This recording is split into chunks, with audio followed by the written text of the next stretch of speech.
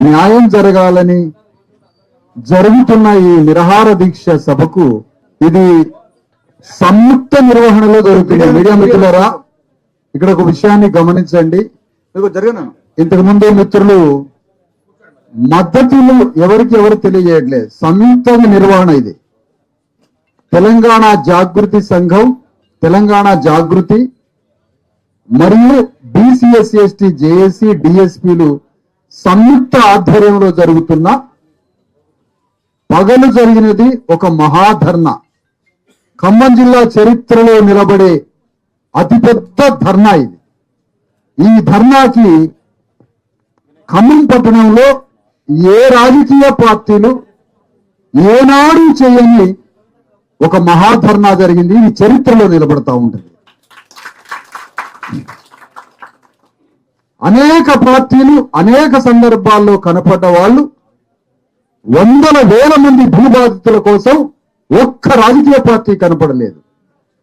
అలాంటి ఒక అంధకార స్థితిలో ఈరోజు తెలంగాణ జాగృతి సంఘం, బీసీఎస్సీ జేఏసీ, ధర్మ సమాజ్ పార్టీ సంయుక్త ఆధ్వర్యంలో జరుగుతున్నటువంటి ఈ ధర్నా, ఆ తర్వాత ఈ నిరాహార దీక్ష.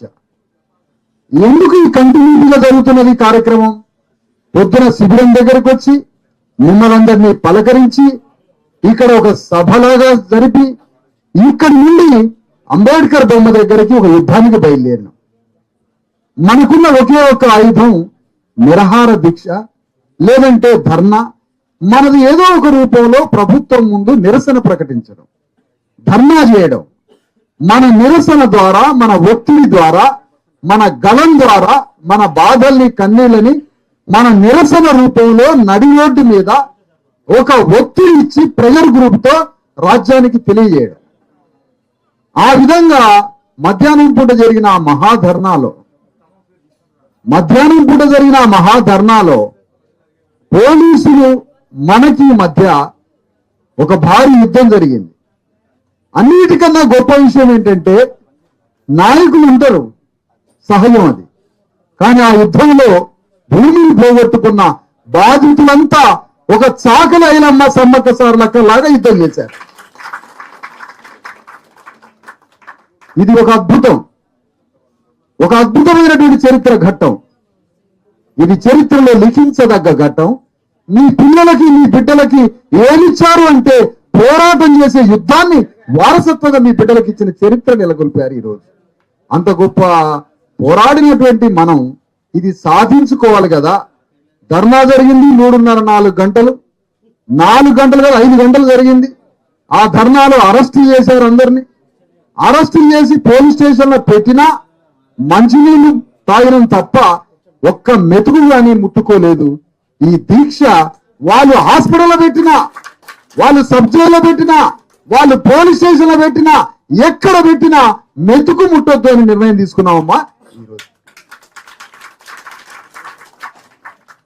మరి ఒక మహిళ అయి ఉండి ఇంత పెద్ద యుద్ధంలో భాగస్వామి అయి, సంయుక్త నిర్వహణలో ఒక భాగస్వామి, పార్ట్నర్, ప్రధాన భాగస్వామిగా ఉండి ఇంత పెద్ద యుద్ధాన్ని కొనసాగిస్తున్న జాగృతి అధ్యక్షురాలు కవిత గారిని అభినందించి తీరాల్సింది.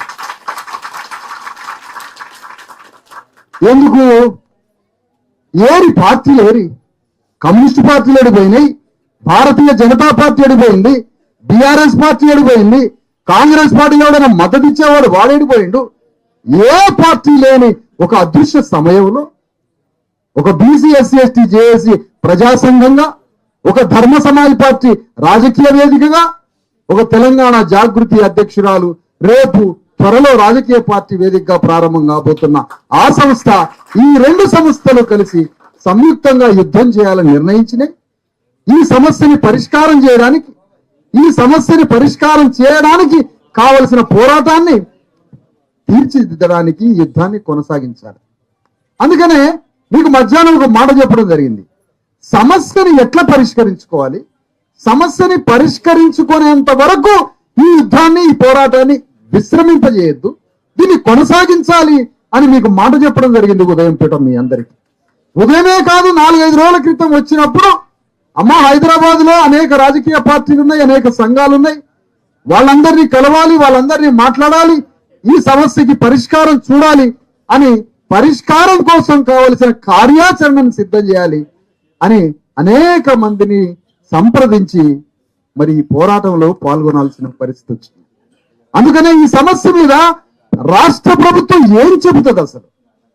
అది కలెక్టర్ ద్వారా చెప్తుందా, మంత్రుల ద్వారా చెప్తుందా, ఏమైనా కేబినెట్ సబ్ కమిటీ ఏమైనా వేస్తుందా దీని మీద, లేకపోతే ఏమైనా జ్యుడిషియరీ ఏమైనా విచారణ సంఘం వేస్తుందా, లేదా నేరుగా ప్రకటిస్తుందా?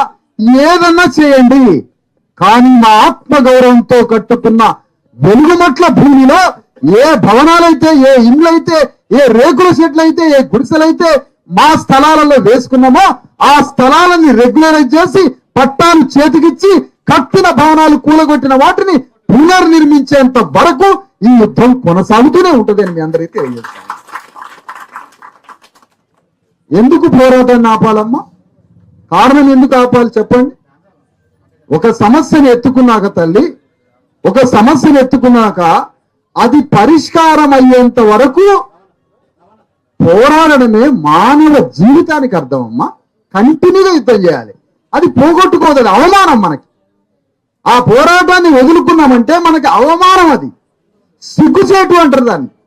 అందుకనే పోరాటంలో నేను ఆ రాత్రి పూటమ్మా, ఇదే రాత్రి దాదాపుగా 2:30 గంటల వరకు మీరు ఎవ్వరూ ఏడవద్దు, ఒక్కళ్ళు కూడా కన్నీళ్లు పెట్టారంటే మీరు ఈ పోరాటానికి పనికిరారు అని చెప్పారు.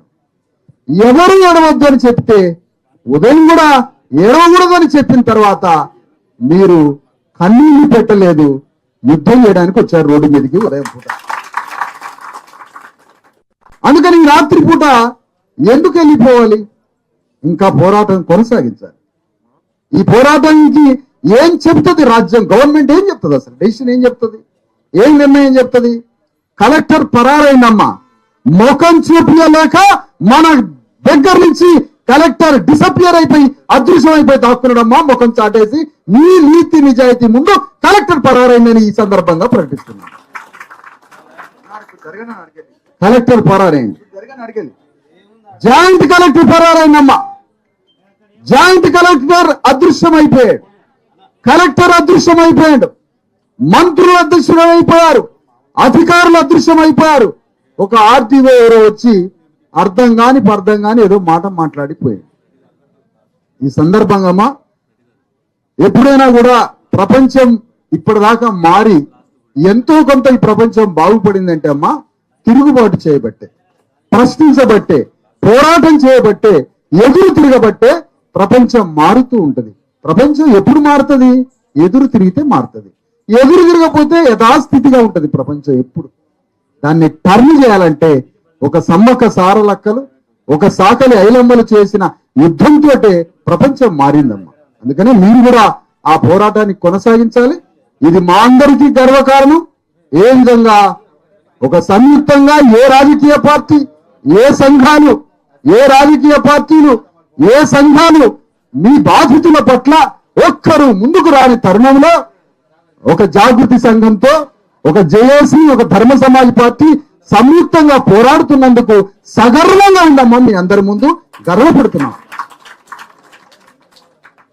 సంఘటనల రీత్యా అంశాల రీత్యా తెలంగాణ రాష్ట్రంలో ఎక్కడ సమస్యలున్నా, ఎక్కడ బాధలున్నా వాటిని పరిష్కరించడానికి ఈ సంయుక్త పోరాటం కూడా కొనసాగుతుందని తెలియజేస్తున్నానమ్మా. మీ అందరికీ పోరాడాల్సింది. కలిసి వచ్చే వాళ్ళతో, ముందుకొచ్చే వాళ్ళతో, మానవతావాదులతో, వారు ఏ వర్గము, ఏ కులము, ఏ పార్టీ ఏమీ అవసరం లేదమ్మా. మంచి హృదయంతో బాధితుల పట్ల, కన్నీరు కార్చే బాధాసప్త హృదయాల పట్ల ఎవరొచ్చినా కూడా వాళ్ళతో కలిసి మనం పోరాడి సమస్యని పరిష్కరించుకోవాలి. అందుకని ఈ పోరాటాన్ని కొనసాగిద్దాం, ఈ యుద్ధాన్ని కొనసాగిద్దాం. వెలుగుమట్ల భూబాధితులు ఈరోజు ప్రపంచానికి అర్థమయ్యారు. మీరేంటి ఈరోజు ప్రపంచం నివ్వెరపోయే పోరాటం చేశారు. అందుకని ఈ పోరాటాన్ని కంటిన్యూ చేయాలమ్మా. మనకు అక్కడ స్థలాలు, అక్కడ భవనాలు అన్ని ఇచ్చి మనకు ఒక హామీ పత్రం ఇవ్వాలి కలెక్టర్ నుంచి.